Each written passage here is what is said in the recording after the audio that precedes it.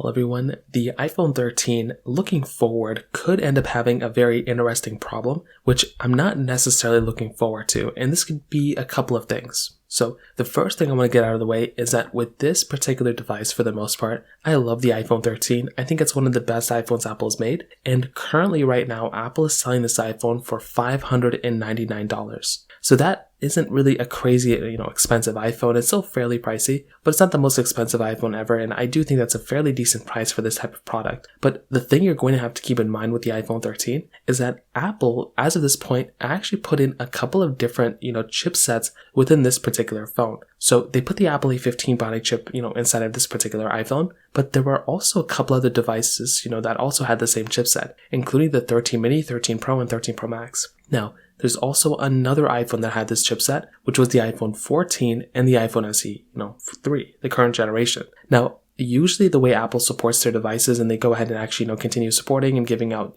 software updates and whatever, is based on the chipset of these iPhones. Now, I'm not too sure what's going to end up happening here, but I have a very hard time believing that Apple's going to support all 4 of the iPhone 13s, 2 of the iPhone 14s, and the iPhone SE3 for the exact same time. So that's just unheard of, and I don't think Apple's going to support, 7 different iPhones all at the exact same time and then drop them at the same time too. I think what Apple's going to end up doing here is that there's a chance they may end up dropping the iPhone 13 and the 13, the whole entire 13 series fairly earlier than the other iPhones. So if they end up supporting the iPhone XR this year, if they drop the iPhone XR, for iOS 18, there's a chance they'll keep the iPhone 11. Then they drop the iPhone 11 next year, and then the iPhone 12 and the iPhone 13 will be dropped maybe around the same time. Now, that is not unheard of. We've seen Apple do this a couple of times with the iPhone 5S and iPhone 6, iPhone 6S and the iPhone 7, and even with those particular iPhones, the 6S and 7, there was also an iPhone SE first generation that was there too. So I'm going to keep it a close eye, basically seeing with the iPhone SE2, what Apple ends up doing there. If they end up dropping the iPhone SE2,